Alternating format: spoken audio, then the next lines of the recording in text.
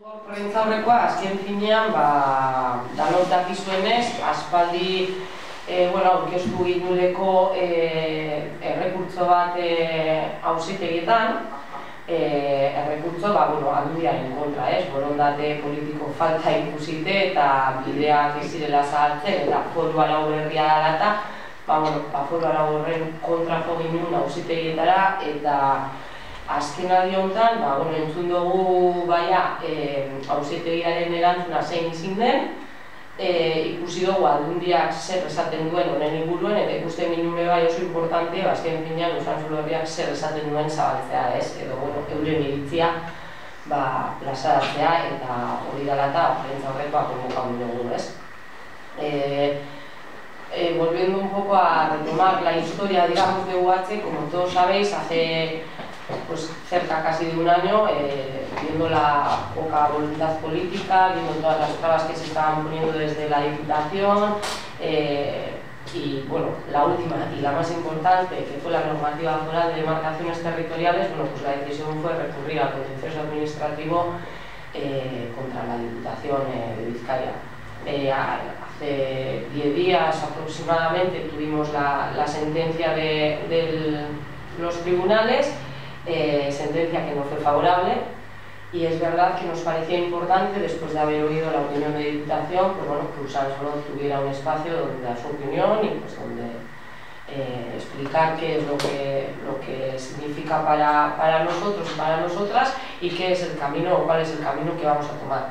Para ello hemos traído hoy nos acompaña Juan, que nos está acompañando en todo este proceso para dar una visión más aproximada o cercana de las vías que tenemos y de las posibilidades que tenemos, y luego se abrirá el espacio de preguntas y por supuesto le haremos cuál es nuestra opinión también como vecinos y vecinas.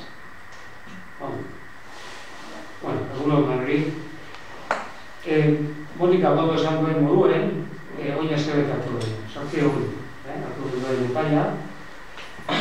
Eta, epai horretan, guk egite bat jarri duen, errekurso bat jarri duen, foru Bizkaiko Batzar Nagusiek onartutako 9/2012ko foru arauen aurrean, ezta?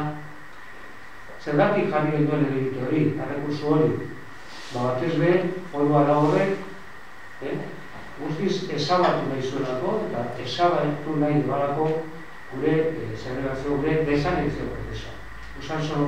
Usansolo duela 19 urte hasitako desanexio prozesua.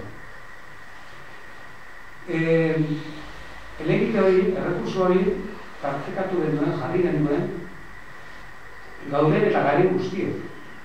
Hau da, alde batetik, Usansolo Herria, plataforma, Usansolo Herria da, hautesle batza bat, dakizuenez, agrupación electoral, esaten da erderaz, pasadan urteko maiatzako hauteskundeetarako sortutako plataforma.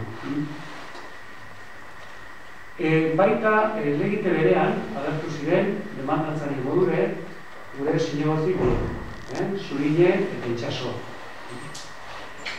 Eta zinegotzi bezala, zinegotzi berez aurkeztu ziren, baina baitxebe herritar modure.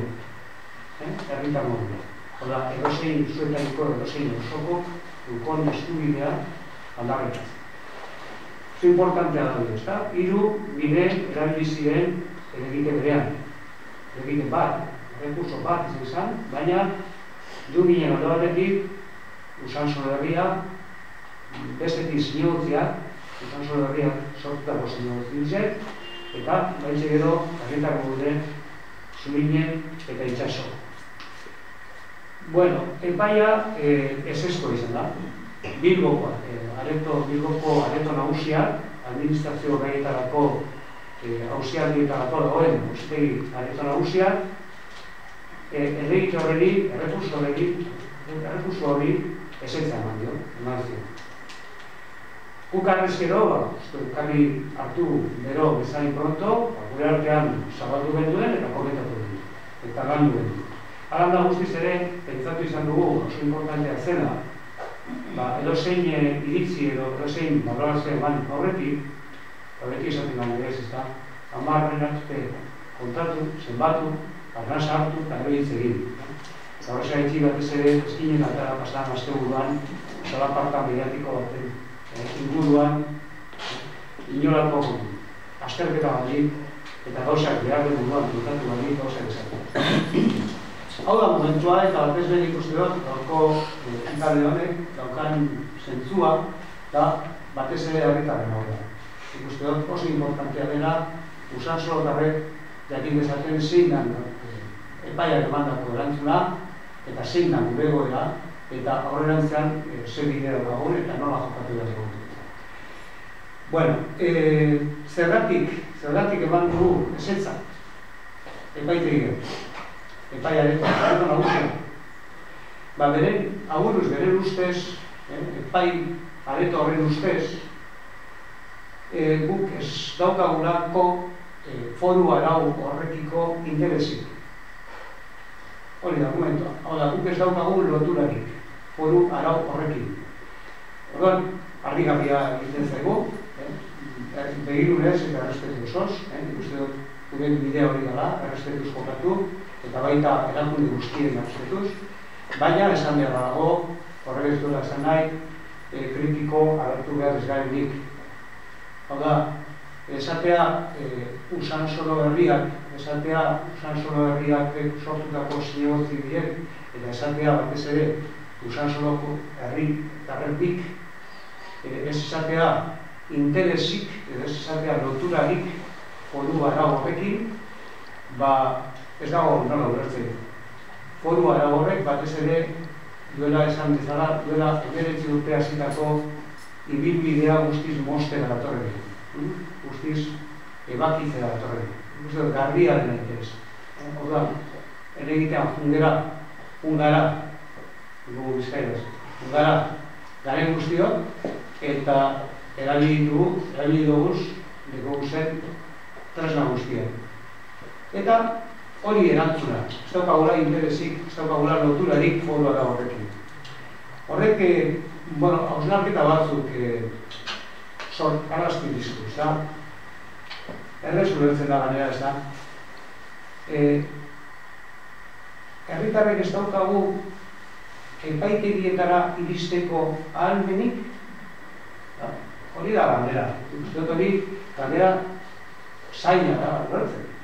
Herritar batek ezin du Bizkaiko Batzar Nagusietako foru arau bat errekorritu, kolokan jarri, auzitegien aurrean, ez diot beste leku baten, auzitegien aurrean.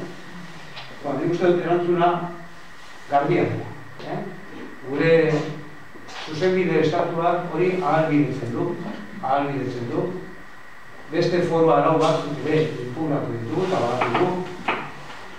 Ezagutzen duguz zelan foru arauak ezabatu egin diren tribunaletatik. Eta badakigu, kasu honetan, zuzenbide estatuaren oinarrizko printzipioak eta oinarrizko eskubideak urratuak izan dira. Zer egingo dugu edo zer egin dezakegun da galdera?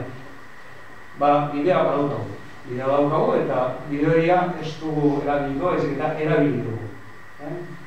Atzo sartu duen kasaziozko elegitea Madrileko Gorenean.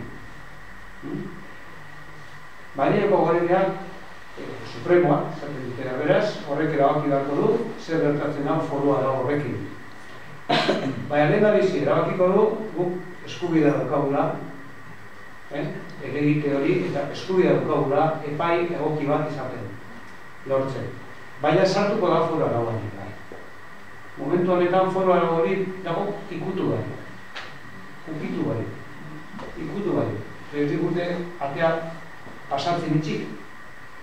Eta foru arau hori ilegala. Ez da bidezkoa. Guri ezin digu aplikatu arau bat, sortzen duten arau bat, efekto atzerako, efekto retroaktibo batekin. Hori estakiri bat da, juridikoki. Ganera, foru arau hori oso gaizki egin. Rehabilitazioa oso eskasa eta legez kontrako. Nik uste dut, Gorenak arrazoi emango dula, eta ganera arrazoi garbia zaitu dula. Bien bitartean dantzen duguna, ez zakit batu irabazi, lepoa izango da. Beno, beraz, balorazio honetan, nik bai nahiko dukena, hau eraman duen abogau izan izanezkero, batez be, herritarreri lasaitasuna helarazi. Guk erakundekiko begirunez, lanean jarretuko, diarri jarretuko.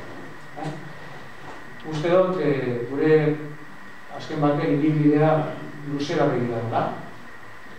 Hor badaudela beste arazo batzuk, tribunaletakoak, eta borondate politikoarenak, eta horiek ere aldatuz joango gara.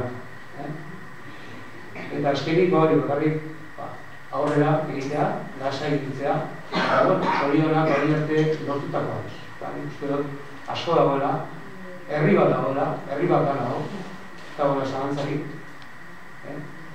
eta herri horrek aurrera egingo duela. Ia, etzi, edo, bost urte bat du, baina aurrera egingo duela.